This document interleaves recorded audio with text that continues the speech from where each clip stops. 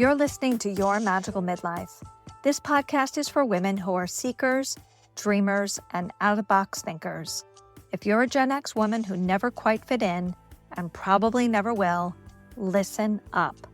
I'm Kate Higgins, your host. I'm a licensed clinical social worker and coach, and I'm here to guide you through the expansive, exhilarating, and sometimes exhausting crossroads that we find ourselves in at midlife. Whether you're a seasoned listener or just joining the adventure, think of this podcast as your hot pink convertible cruising down the highway of change. Together we'll navigate the sometimes baffling backroads of midlife and collect all the cool souvenirs along the way. Get in and buckle up. Our map may have flown out the window miles ago, but that doesn't mean we aren't going to have a blast. Let's hit the road and discover the magic just around the bend.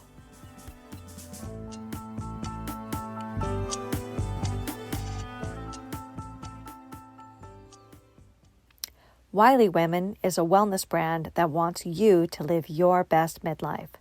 Developed by a naturopath, they offer tinctures, supplements, and drink mixes. Wiley uses plant medicine and clinical studies to demystify and embrace the hormonal powers and hidden complexities of grown women from the inside. Female formulated and female founded. Plus, they offer free shipping and easy returns. I love the Unworried tincture, which has bacopa, holy basil, passion flower, and reishi. It helps calm my body and stops the spinouts. It reduces jitters and lightens my mood. Go to www.wileywomen.com and use code KATEH2O at checkout to get 20% off. That's www.wileywomen.com and use code KATEH2O for 20% off. Dr. Fiona Lovely is a restorative endocrinologist, functional neurologist, and doctor of functional medicine. She's the host of the OG Midlife podcast, Not Your Mother's Menopause. This podcast sheds light on the emotional, spiritual, and physical aspect of health for women in midlife and beyond. She's been helping women through their hormonal and life challenges for her entire professional career and hopes to guide women to have a safe, happy, and peaceful passage from peri to postmenopause. I'm so excited to share this conversation with you. We're going to talk about everything from juicy vaginas to living in sync with the moon and why you need to have humor in midlife. So, why do you think women have so much shame around menopause? Oh, let's see. How deep a conversation do you want this to be? I mean, I had so much shame. Yeah. I'll tell you, then maybe you can talk about whether or not this is a normal experience. When I started to realize that this is actually what was happening, I I feel like I was so anxious about it. I was so ashamed. I felt like things were being taken away from me. And I felt like my sexuality was just gonna like dry up and blow away in the wind like a tumbleweed. And I was terrified of that because I grew up very Catholic, and so I didn't grow up feeling very safe in my sexuality to begin with. And I didn't really get safe and comfortable in it until I was in my 30s. And I feel like I didn't even have any time yet. And oh my God, now it's gone. And I felt so deeply ashamed.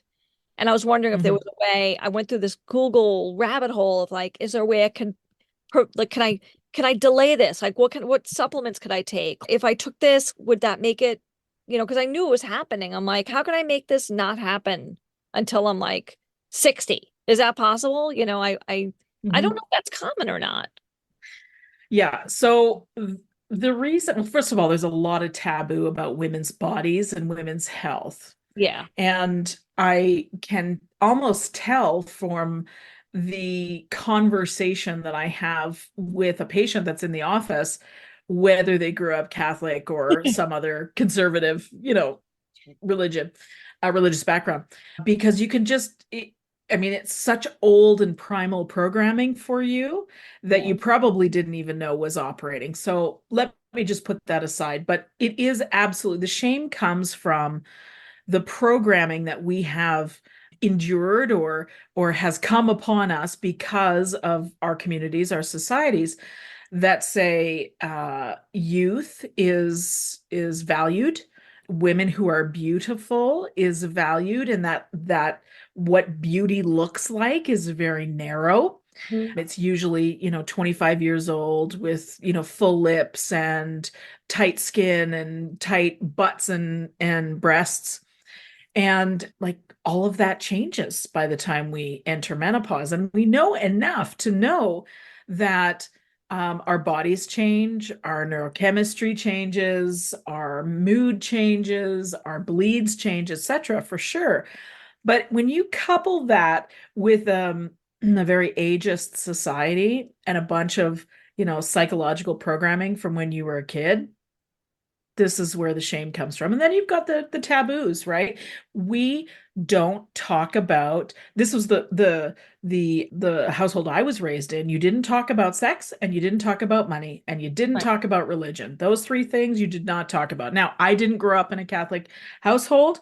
Maybe if I did, that last one wouldn't be included, but for sure you didn't talk about sex. You didn't talk about you didn't talk about women's health because those things were considered unsavory to discuss.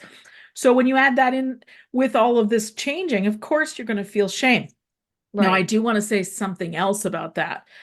We have a bunch of ancestral trauma that is operating in the background where we first of all, there was, the burnings of the healers, women who were different were drowned or flung off the mountain or burned at the stake, right? So much as we think that's a historical thing in a textbook somewhere, we carry it in our DNA, we carry it in our bodies.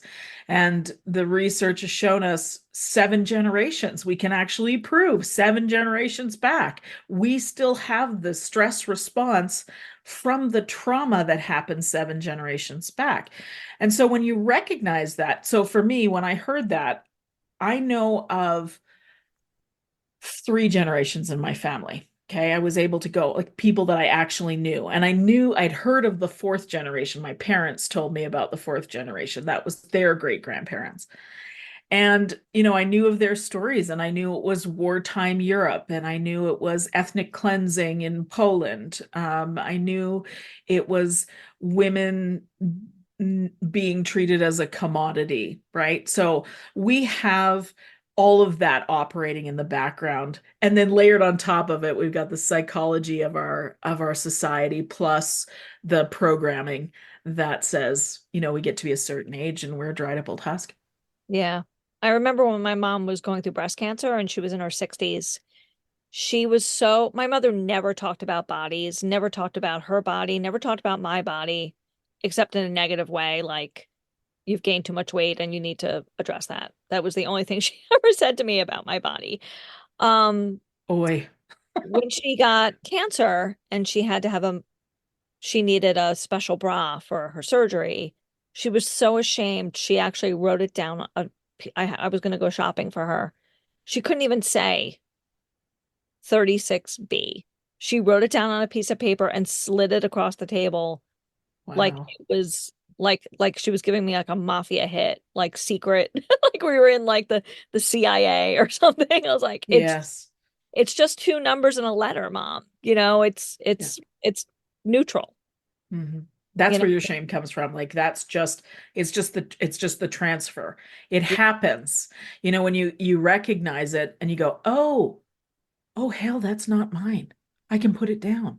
Yeah. You go, oh, I don't even resonate with that. And that's how you know you're operating in an ancestral pattern, in a pattern from your lineage, as you look at it and you go, why would I think that? I've never had that experience. Okay, well, I can just put it down. Just put it down. Yeah. How do we put it down? Yeah, I think it's just a decision. Like, just be real conscious of it and say, it was never mine. It was put upon me, either consciously or unconsciously, by the previous generations. And remember that their job was to keep us safe. Yeah. So, in their mind, talking about your mom not talking about her cancer experience was protection for her because in her DNA, any woman, you know, the saying, the tall poppy is the one that gets cut. Like, Yeah. if you are different in any way, you stand out and now eyes are upon you. Are Yeah. you a pious person? Are you behaving yourself? Are you taking care of your husband and your kids? I mean, this stuff is old and it's deep in us. So Yeah. just acknowledging that it's operating, acknowledging that it is not yours. And you go, okay, well, that's fine. Somebody gave that to me. That's fine. You can have it back, boo. It's good. Right? I don't need it. I don't need it. To me, I like to visualize it's like dropping the handle of a really heavy suitcase. Literally just put it down next to you and walk away from it. You can do that. Yeah. I think it takes a lot of practice, but it's definitely now that my mom is gone, I really missed her terribly when I went through my own, we'll just call it baby cancer, because it turned out to be not as anywhere near as serious as they were concerned. Once they got in there and unfortunately removed everything, it wasn't as bad as it was. I didn't even need any treatment after that. So, and that was a huge blessing. But I missed her so much during that experience because even though she was very hesitant to talk about these things, I know she would have really shown up for me. And that was Mm-hmm. hard. Mm-hmm. I bet it was. I bet. Yeah, I just lost my mom earlier this year, and there's been several things that have come up that make me go, you know, she had been really quite non-responsive for some time. She had dementia. And Sorry. so, It's really hard. yeah, yeah, thank you. It was, even though the last several years with her haven't been the person that raised me, Yeah. I know even, you know, first Mother's Day without her, her birthday is coming up, and so it'll be her first birthday without her. And it's true, like even though our mothers gave us the experience that they thought was safe, which was to not talk about these things or to talk about them from a shameful or you hide this kind of way.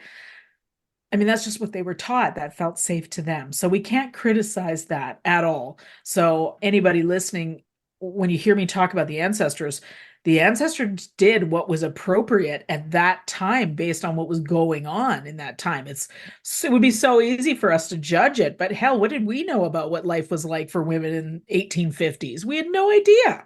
No No idea. idea. And No. So there's you no know, judgment.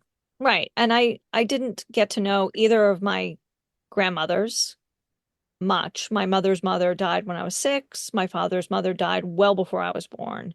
So I don't have much of that lineage, that matriarchal lineage, but I do know that my mom did the very best she could, and she would have told me had she known. You know what I Mm-hmm. mean? Like she would have shared Mm-hmm. with me if somebody had shared with her. And I don't Mm-hmm. think she grew up during the Depression. Like, Absolutely. Yep. like Yep. Yeah, we have to acknowledge that. And they weren't shown. They weren't right, shown how to do right. it in a modern fashion, right? There was no our So, bodies ourselves. There was no, mm, right? Are no. you there, God? It's me, Margaret. There was none Yeah. of that. I None mean, of we had that. You and we I were had that. lucky. Thank God. Thank God. I remember I had my first copy of Our Bodies Ourselves probably in college. And Hmm. even though it was like like thought it was kind of like a weird hippy dippy crunchy granola lady book, I was still like poured over it because I had Yeah. had no information going in. Hmm. And I was just I love that book. Hmm. I think every girl should get that book on their, 12th birthday. That's a really good idea. I started reading it, for me, it was Dr. Northrup's Women's Bodies, Women's Wisdom. Ooh, how old were you when you got a hold of that one?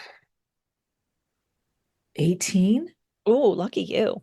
I know. I know. Like I say, when it comes to, you know, women's health, Dr. Northrup is the reason I'm even remotely interested in talking about it. It certainly wasn't because of how I was raised, which is why I named the podcast Not Your Mother's Menopause, because, you know, my mother was not forthcoming in talking about these things. You just did not discuss it. It was not okay. And so, you know, I guess she was blessed with a willful daughter and during the Gen X time. And, you know, I'm not one to keep my mouth shut when I've got information to share. So that felt like a natural transition for me to just go to a platform where I could share with women what I knew. I started it in 2016. At the time, I was the only menopause podcaster. So I'm like literally the OG. You are the OG, and I love your podcast so much. Thank you. Thank you. Yeah. I was just listening to the one, speaking of, things Yep. we're ashamed of, and your podcast. I was just listening to the episode about painful sex. Hmm. And in the very beginning, you talk about what your vagina, like not specifically yours, but what our vaginas were like in our At youth. 25, right? I was laying in my pool. I had my earbuds in. My partner was in the house and I was in the pool and I was listening and I was like, "Oh yeah. Oh She yeah. was so good. I missed her so much." That was the thing you didn't know that you needed to really pay attention I to. was like, I should have really savored that more Hmm. because Yep. sometimes I'm saying this for comedic effect, but it's also sadly true. Sometimes it feels like a wad of gum stuck on the underside of a school desk. That's so good. Like, You and know it what I miss? I miss when a cute boy walks by, and next thing you know, it's like moist panties. Oh God, I miss that. I miss that. Is that even okay? So post menopause, is there a world where that's possible? Yeah, so first of all, you have to remember that the hormones that rule our life during the reproductive era, they give us the biological impetus to connect physically with another human being because we're animals. Right. Our most primal um, experience is reproduction, I guess. Yeah. And so, we do a lot of those hormones make us act in certain ways. And so, preparing our bodies for penetration basically is, what that's all about. Now, once you have the eggs are done, the estrogen's done, you're not your hypothalamus isn't pituitary aren't signaling the ovaries to release an egg anymore.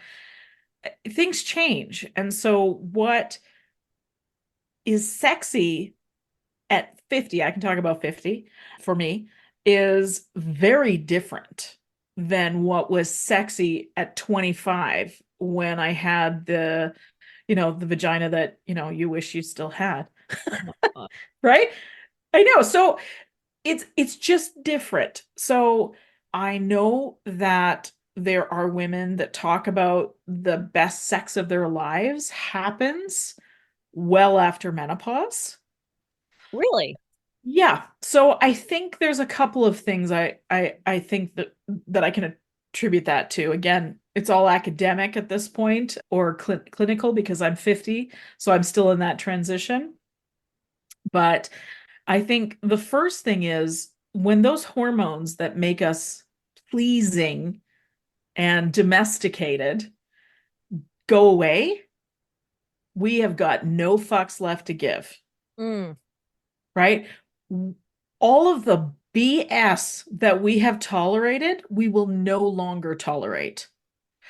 And so I think that translates to a sexual partnership potentially that is far more authentic. It may be more work, but you can actually say the things. Like I think about, you know, partner sex in my 20s versus now. Oh Lord.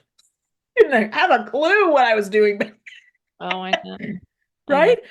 I mean, you just think it's the simplest, and boys definitely did not know, right? And so, and nor did I feel comfortable telling them what I wanted or needed. Right.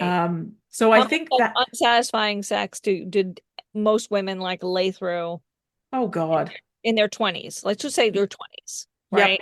Just like, I mean, I could say that he's, rubbing the wrong spot, but Hmm. I'll just wait for it to be Yep. over and hopefully then I can go home. Yep. Yeah. I was at least that person that was like, okay, clearly you don't know what you're doing. So I'm just going to take care of it myself, but you just carry on over there. Right. And that's the cool thing about women's bodies is that, our pleasure organ, our pleasure anatomy is on the outside, right? So you can have an orgasm without intercourse, which I think I said this to a friend the other day. I said, are boys paying attention? Because menopausal Gen X women are getting strong AF. We got no fucks left to give.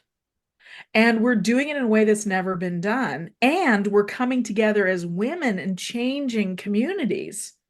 Like if dudes better pay attention because we're not going to need the D so much, you know?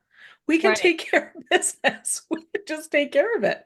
Now, I This- happen to love my partnership, right? But that's because he's my best friend, right? Right. Right. So it's just different. It's different than it was when we were in our 20s. Actually, this was not a question I anticipated asking you, but I am going to ask you since this is your field of expertise and you kind of prompted this question. Do you think there is a hormonal connection to a lot of women coming out much later in life? Do you think that's societal pressure kind of wearing off of them, or do you think it's like hormonal? Mm-hmm. Interesting question. I think it's very possible. Mm. I think it's very possible. First of all, if you think about how homosexuality was looked at when we were kids Oh, versus now, yeah. come on. It's not Right. it's not even a thing, No, right? it's not. It's not a thing. And thank God, just thank Right. God that's changed. And so I think we can live more authentically now, right? And then you add on top of that, again, I keep saying it, so I should have asked you. It's okay to be sweary on your Oh, podcast, hopefully. swear. Okay, good. Okay, good. I'm swearing more in yours than I swear on mine, which I don't know what that says about me. Anyways, again, it's that whole we lose the ability to tolerate things that aren't in alignment with what we want. That's And so true. so, right? And when we put down reproduction, because that's ultimately what the menopause transition is about, is we move from mother to crone. I know some people have problems with the terminology crone. Wise woman, we can call them that too. So I can call myself that and call you that. Wise I woman, actually, crone. I'm I actually have a phrase I use because I don't feel like I'm anywhere near the wise woman yet. I feel like I'm still like waking up in a lot of ways. I've yeah. added a fourth. I feel it's maiden, mother, empress, crone. Oh, I love it. Spoken like a true tarot reader. Yeah. Fantastic. I Yeah. love the Empress card. In fact, I was thinking as you were talking earlier, I was thinking to myself, sit back and relax, Fiona, like the Empress. Because Mm, I'm often like, what? I'm like, right up in the microphone. I'm like, no, no, relax. It's good. This is a beautiful conversation. And I don't have to be academic about it. Make sure to be correct on it. no, I've no. got lots of Virgo in my chart. Wonderful. I love it. Yeah, so I'm like, must be precise. Anyways, to continue this conversation, I think women get to live far more authentically after the menopause muck.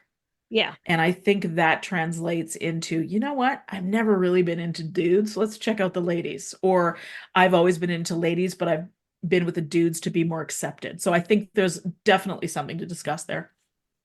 How do we reawaken our desires when we don't have that hormonal push for them anymore? Is it psychological?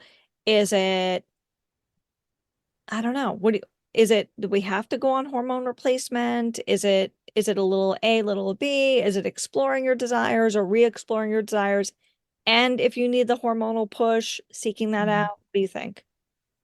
Okay, so from a mechanical point of view, if your interest is penetrative sex and you have the dryness, the vaginal dryness, you cannot beat vaginal estrogen. It is the bomb.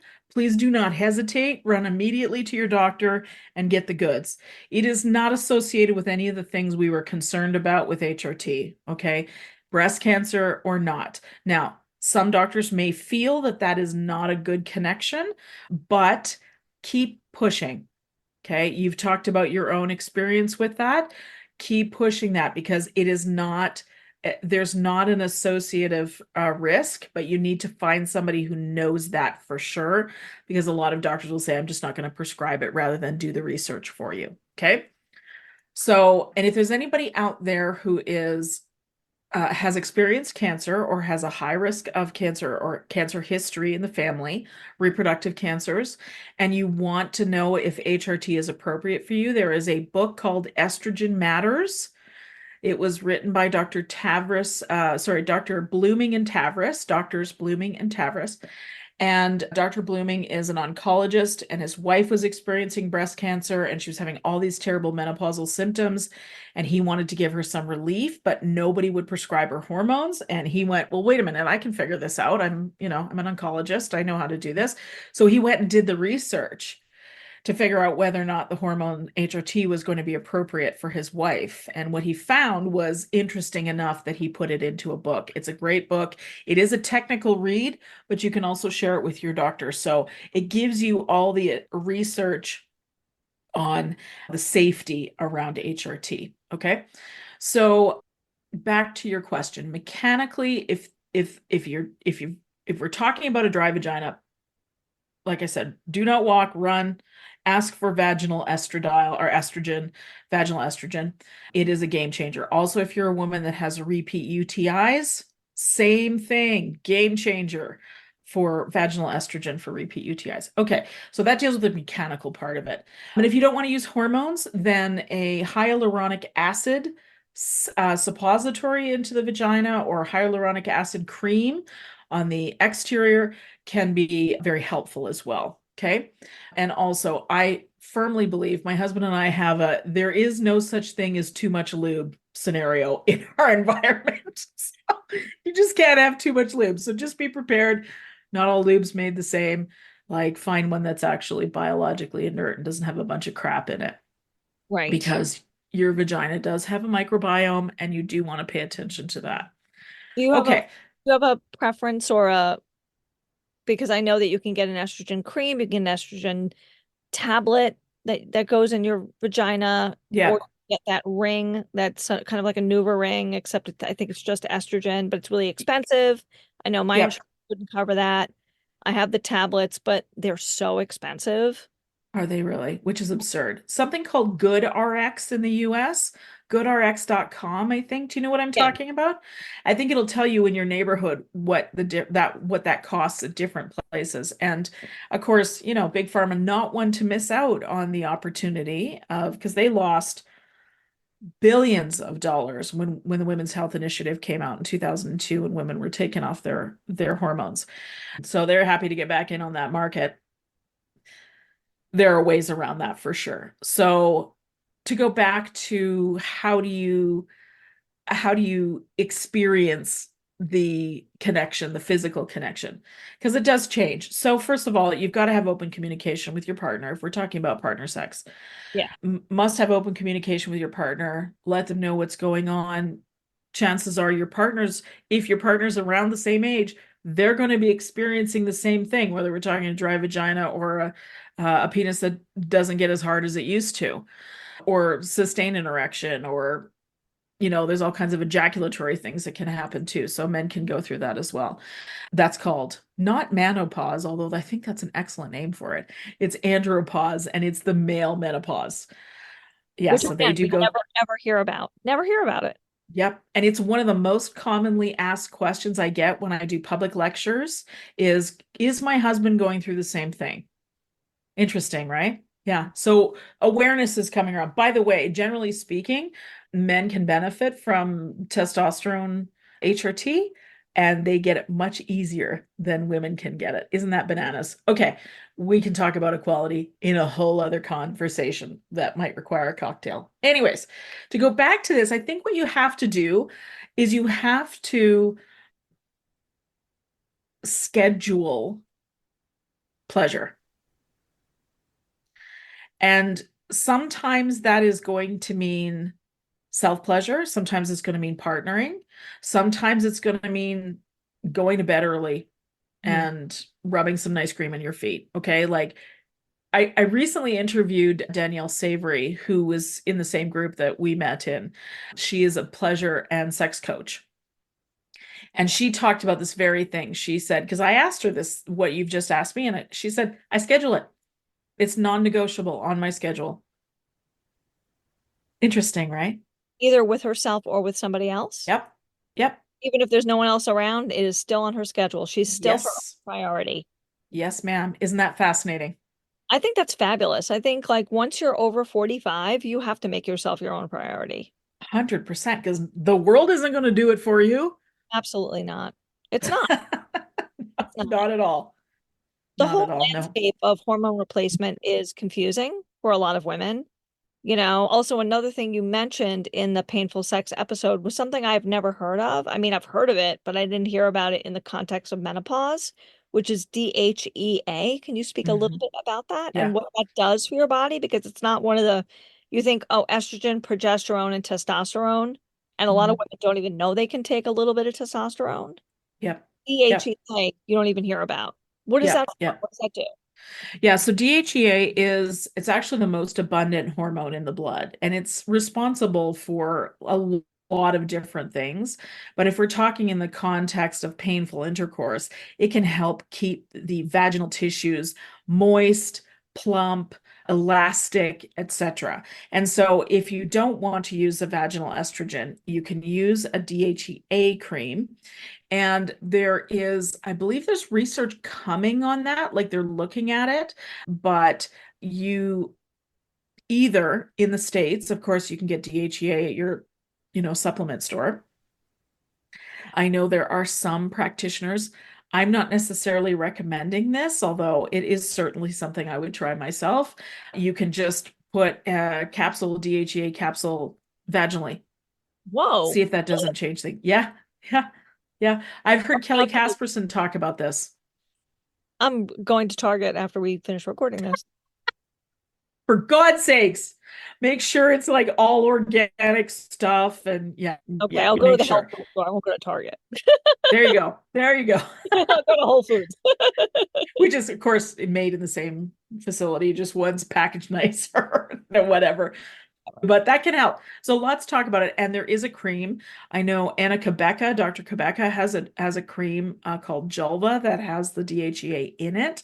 For me, I've had my nurse practitioner add the DHEA to my vaginal estrogen cream, which is compounded. Ooh. So Yeah. you're on what they call bioidentical? Would DHEA be bioidentical? I don't Is that what know. your question is? I don't think I understand the difference between the estrogen pill I get at the drugstore that my doctor Yeah. prescribes for me and what a bioidentical formula would be. Yeah. It's a good question. So when we're talking about estrogen,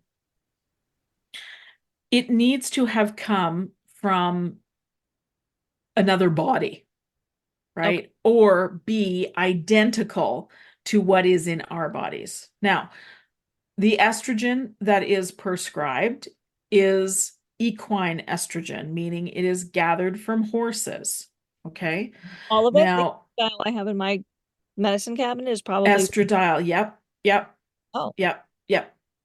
So just FYI, so is it bioidentical? Yes, to horses. It is very similar to the estrogen that we have on board, although ours is of course human estrogen. That one is equine, but it works well. It's the same estrogen that's in the birth control pill, etc. So I'm up here in Calgary, Alberta, so this is like Stampede town, right? Lots and lots of farmers and ranchers around. And, there was that conversation about is it cruel to have these horse farms, right? And I can tell you time and time again, I have had farmers come in and we have this conversation and they say, I know X, I know a farmer that runs one of those farms and those horses are treated so well. oh, So I know that makes me feel better about it. I've heard that a lot. I do believe most of those horse farms are in Canada. In Manitoba is what I've heard is the place that has the horse farms. But again, we do have them here in Alberta as well. And I think generally speaking, the industry wants us to believe that the horses are well treated. And because I've had those face-to-face conversations with the farmers or the ranchers, that's what they tell me. So I'm inclined to believe them about that. It's sort of like, you could make the argument about racehorses not being treated well. But if you've spent time around the barns at Stampede, which is our big fair here in Calgary every year, I tell you, those horses are pampered. They're Mm. pampered. They get massages, for God's sakes. Oh, no. I know. So, sometimes you get the bombast is what sells in media, and so I don't know. Anyway, so that's bioidentical estrogen. Bioidentical progesterone comes from wild yams. So where does the bioidentical human estrogen that you get compounded come from? Yeah, that's the same. That's equine estrogen. Oh, it's Yep. all it's all Yep. equal. Oh, all Yep. replacement is Yep. Yep. There's nothing synthetic about it. okay. Thank you. Okay. Yeah, Yeah. which I'll clarify that in a minute. I know it's a little bit confusing. So when we're talking about progesterone, Okay. there is a class of progesterone that is synthetic. Those are called progestins. Okay. And then there's bioidentical progesterone. It's a little easier with progesterone. So let's do it that way. We know that the synthetics, which is what is in birth control pills, and is what is in, let's say, Premarin, which is sort of the original Premarin and Prempro. Premarin is estradiol only. Prempro is synthetic progesterone added to the estradiol. And those are the OG HRTs, if you will, Yeah. HRT medications. And the Women's Health Initiative and others have taught us that the synthetic progestins are the ones that are problematic, whether we're talking about increasing cancer rates or stroke or heart attack. It depends on a lot of factors like age and health of cardiovascular health and that sort of thing with the woman that's taking it. So, whereas bioidentical progesterone comes from wild yam, it is bioidentically, chemically exactly the same as what's on board when our ovaries are still operating.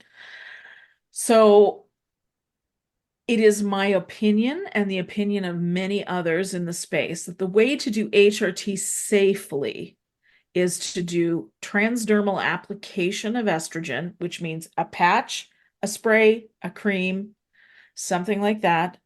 Then you bypass that whole clotting risk thing that was a problem with the concerns with HRT and bioidentical progesterone, whether you have a uterus or not. Now, this is not a popular thing. In medicine, the prescribers say if you have a uterus, you need progesterone. If you don't have a uterus, you don't need progesterone. And that is a very narrow view, in my opinion, because we don't have the same research body Mm. around progesterone that we do around estrogen. But what we know is that progesterone is really, really important for detoxification. We know that progesterone works with the GABA in the brain, which is the calmative. We also know that women who have troubles with sleep or anxiety in menopause need progesterone. Oh my God. My doctor took me off the progesterone after my hysterectomy. And why one of my main and most troublesome symptoms before, during, and after was my anxiety went through the roof. Mhm. I know I need a new doctor. I've known this for a while. But Yeah. yeah, you're like the second or third person I heard say that Mhm. it's not true that women who Yep. don't have uterus should not take progesterone. That's right. That's right. So, but you'll hear it over and over again. That will change. It's just medicine doesn't really know what to do with the term bioidentical, Hmm. right? And so they just go, okay, well, our only option is the synthetics and it's not great. So we're just not going to give you anything. But the brand name on the bioidentical progesterone, which you can get covered by your prescribe or covered by your drug plan, usually. Again, they're all different, so don't hold me to it, is Prometrium. Mm. Okay, that is the bioidentical progesterone. I take it myself. I'm not yet taking estrogen. I have the estrogen cream to apply topically for that lovely dry vagina experience. What did you call it? Like a wad of gum stuck under the desk. On the Yeah. third grader's desk. So sad. I shall never look at her the same. Anyways, Uh, right? But this is how you do it. You ask for it just as I have said. This is what you want. You want topical estrogen. If you've had a history of reproductive cancers, you really shouldn't, your doctor should know not to put you on oral estrogen. mm. Yeah. So that when we started this conversation, we were talking about some of those telemedicine menopause clinics in the States. Yeah. There's several of them. From what I've heard and seen, and I've talked to the founders of a couple of them, you cannot go wrong. Please make it a priority. And they're inexpensive. So even if you do have to pay out of pocket, most of them take insurance. I will I know definitely it's look. yes, please do. And we can talk about that further once yeah. Can you explain to me why some women get the cutaneous pellets? And is there any benefit to that? Or is that kind of like junk science? Or, or is that something that you don't really know enough about and don't want to speak to? 'Cause that's Maybe, okay. maybe. Okay. Okay, I'll share what I know, which isn't very much. I think it's a convenient delivery method for hormones for women, for some women. And there are definitely some women who love them. We don't see them so much here in Canada, but most of my listeners of the podcast are in the States, so I hear about them quite a bit. Um, I think they can be quite difficult to manage dosage. Hmm. That would be my concern with it. Yeah, that makes sense. That makes sense. It's so confusing. It's such a confusing landscape. It's very true. So, and some practitioners love it. And from what I understand, the the research on that delivery method is thin on the ground. But to me, that's not reason not to do it. It's more like try it. And if it works for you, great. And if it doesn't, then that's okay too. The thing is, we've got all kinds of options. Um, I think the business around pellets is quite robust. Hmm. And so, I always like get a few opinions kind of thing. But I know that there are lots of women who love their pellets. So there you go. That's about all I know. Not very much, to be honest. Okay, cool. I appreciate you weighing in on that. I'm gonna pivot a little bit to talking about the spiritual aspect of the change of life, the menopause, you know. I had a lot of despite the fact that I grew up in a very repressed household, I've always been into alternative spirituality and I was very connected with my cycle. And I did a lot of spirituality around my cycle. Now that I don't have a cycle, I've been connecting more with the moon cycle. And I saw that you have also done a lot around this. Can you speak about your practice with this? Yeah, I think I think any practice that connects our bodies to the wisdom of Mother Nature is a worthy pursuit. Hmm. And once we don't have the tracking of the monthly bleed, we can connect our energy to the moon cycle, which is very similar to the monthly bleed cycle. So the new moon would be the ovulation, day 14. Okay. Whereas the full moon would be the shedding. So that would be the menstruations, day 1 through 5 or so. So what I think is important and to think about is when you connect your energy to how the moon is waxing and waning, it gives us a fuel source. So let me talk about it in terms of the follicular and luteal phases when we're still bleeding and in our reproductive era, etc. It gets much simpler when you transition it over to the moon stuff. Okay, so full moon, bleeding. Okay, that's the first 5 days. Now I've got 11-ish days where I'm in the follicular phase. So if I'm still cycling, what's happening in my body is that estrogen is ruling in those 11 days, let's say, and it's busy ripening an egg in the ovary. And you are a boss during that time. Like that's when you make decisions quickly. It's cut and dry. It's when you have extra energy. It's when you want to do your cardio before you start your work day. You know, it's when you want to plan presentations, big presentations and things like that during the follicular phase because the estrogen supports it. And I know I've been tracking my cycle like this for several years, and I'm at the point now where I plan my vacations around this. Hmm. I certainly plan big presentations so that it's during my follicular phase. Now I'm skipping periods, so I'm at the point where I'm like, I don't know, maybe, I don't know. I think this is what's happening, but I don't really know. So then you have ovulation. Ovulation is the new moon.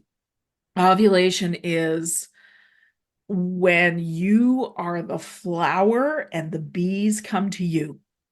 You have the sweetness and the succulence during that time. You are the egg calling the sperm, right? You are fecund. You are full of fertility. Like that is the time. I tried this out a few years ago. I was like, during the pandemic, what else do we get up to? But when I got back to work, I had just read about, tracking the moon cycle and connecting your energy to your own menstrual cycle. I was still cycling regularly at the time.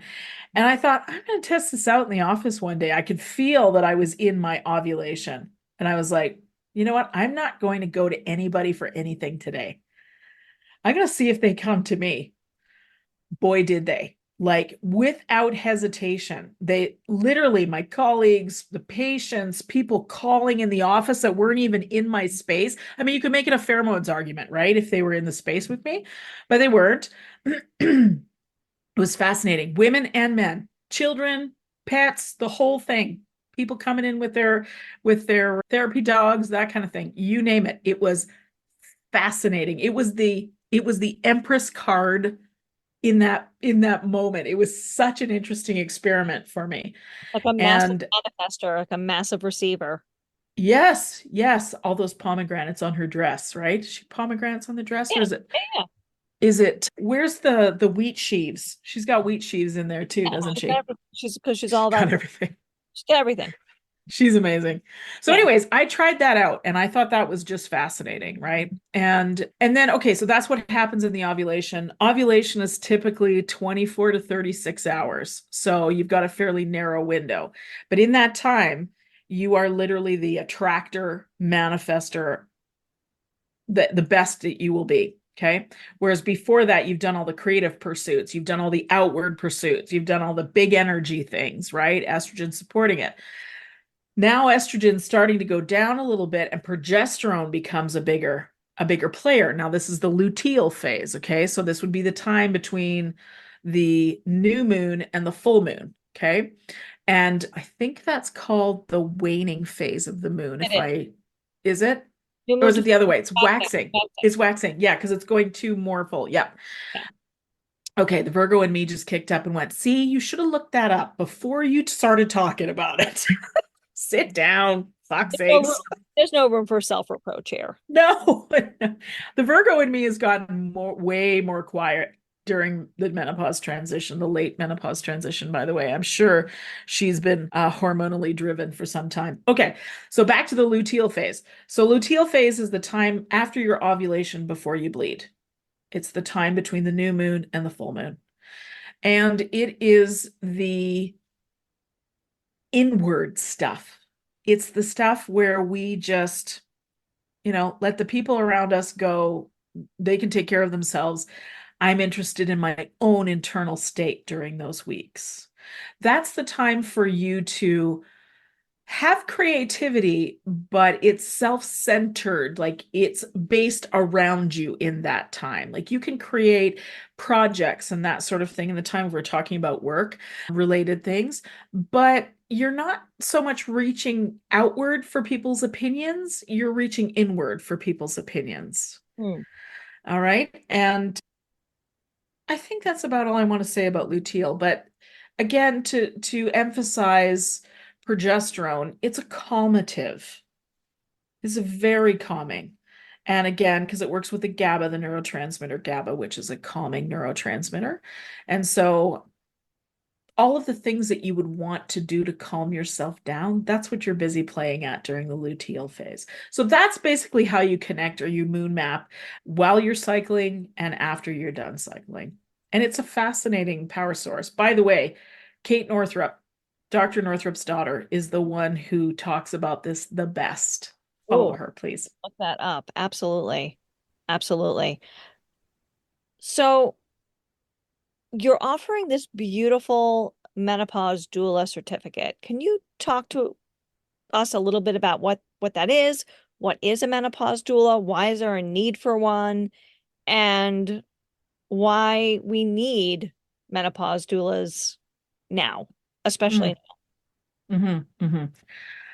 So I want to start with the answer to that with some statistics. So there's nearly 1 billion of us in the menopause transition, and less than 1 in 5 gynecologists in the United States has had adequate training on menopause.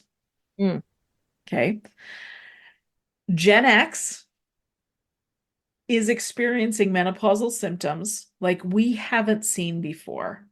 And it's really a symptom of the stressful lifestyles that we were raised with and were glorified by the people that raised us and that we've glorified. It's the Gordon Gekko era, the Wall Street era, right? And so we Part have of the Cold pressures. War, the concentration Yes, war that we grew up with, the AIDS crisis, all those things we're still carrying with us, right? absolutely. I mean, it's our trauma, right? Yeah. So we have need for care at a time where women have been left out of research until 1996, I believe, was when the bill came in that put us in research. And for a lot of the medications we take, science is still assuming that we're just little men. When our biology, especially our neurobiology, is extremely different, right? We're not even close to being little men, right? Anyways, as my neurology mentor says, women have far better brains than dudes. Mm. But because of that, when something goes sideways, whether it's a traumatic brain injury or it's the neuroendocrine transition of menopause, a lot of systems are involved. Whereas for guys, it's a lot more linear.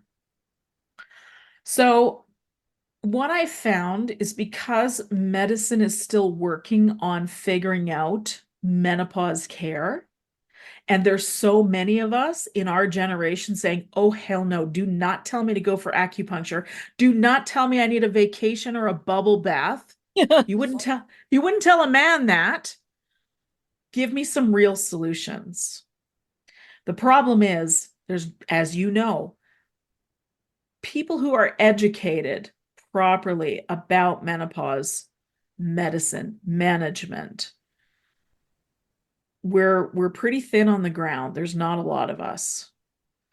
And so because of it, I sometime around the pandemic, actually, I started to have people that listen to the podcast ask me to teach them how to be a menopause coach.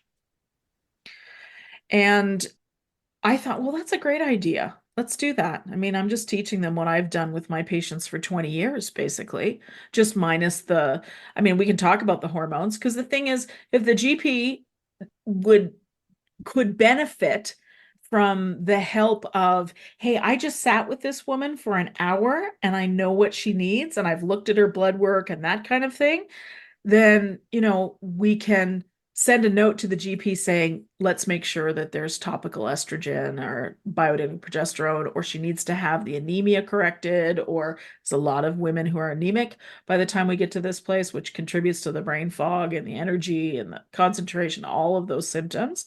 Or your thyroid craps out, as a lot of women. Oh, or your thyroid is a problem, or your adrenals are fatigued, or I mean, A lot. there's so, yeah, there's so many things. And so I started to be asked to teach that, and I did. I've done it on demand since that. So when I have somebody that's interested, I will actually teach them in a one-on-one classroom.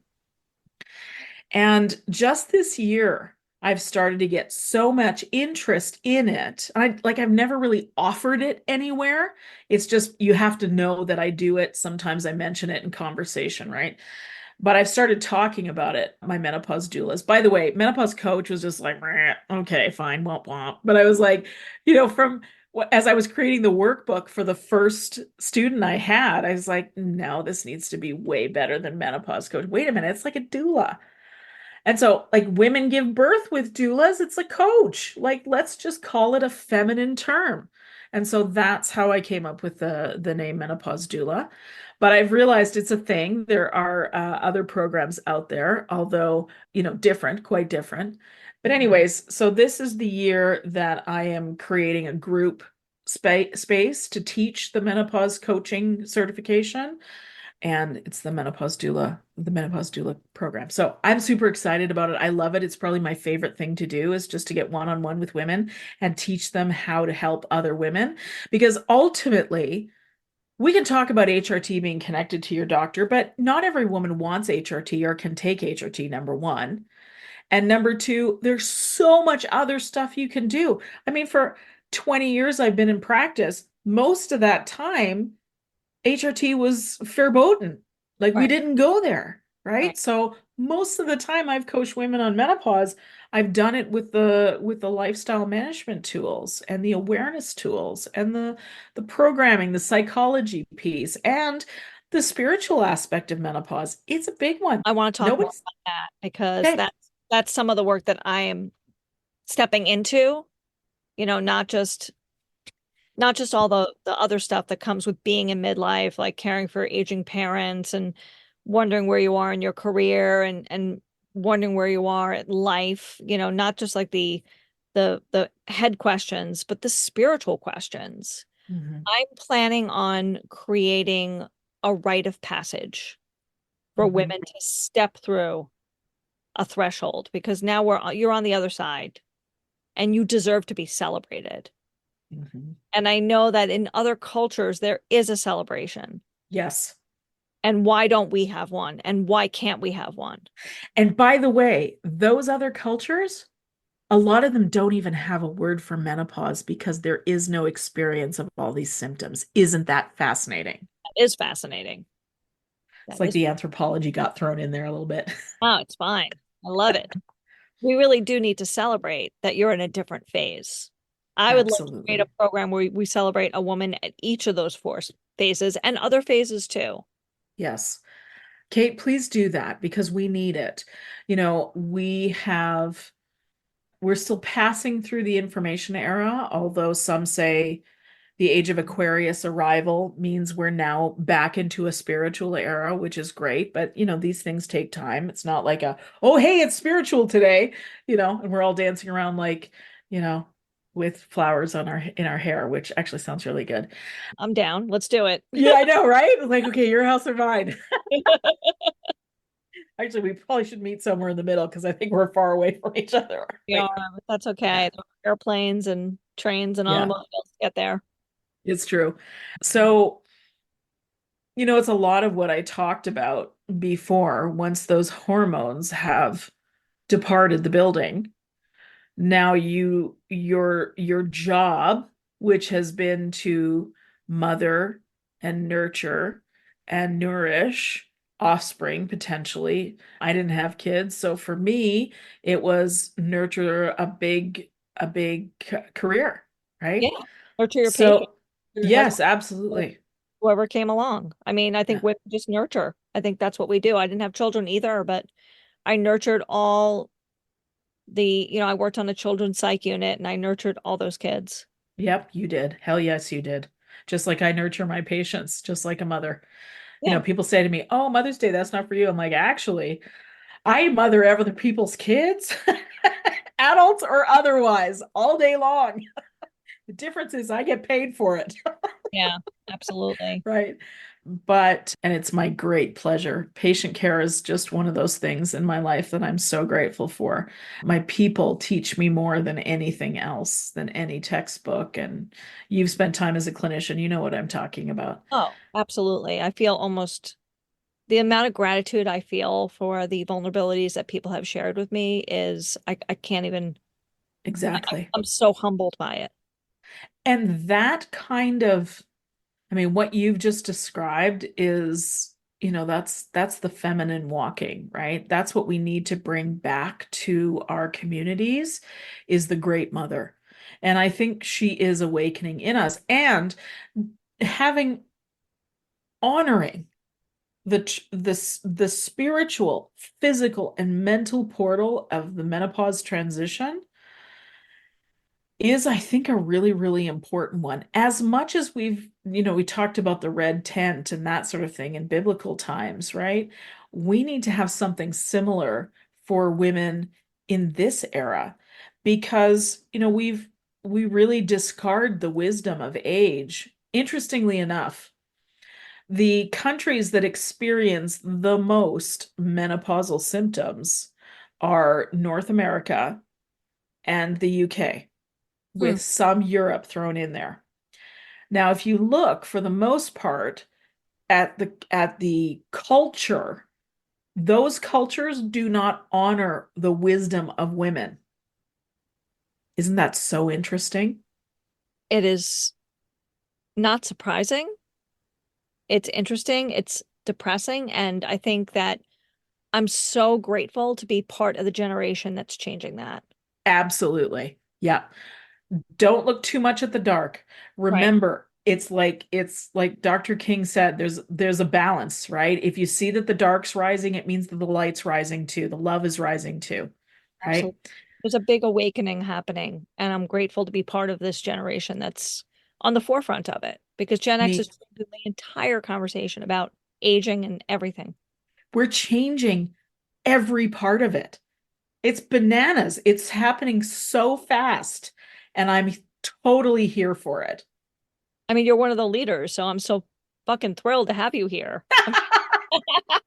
There's the New York. It crept out a little bit there. I see you. I almost said it like really, I'm fucking thrilled. That'd be great. Oh my God. All right. On that note, I'm going to go into my lightning round of just quick and fun little questions for you. Got Um, it. that I like to ask everyone at the end. Coffee or tea? Oh, coffee. What do you like to have? Technically both. Okay. Oh, Technically, here's my tea, coffee in the morning. coffee in the morning with what? What do you like to have in your coffee? Oh, creamy and sweet, like I like my men. Oh, I love it. Love it. Favorite snack?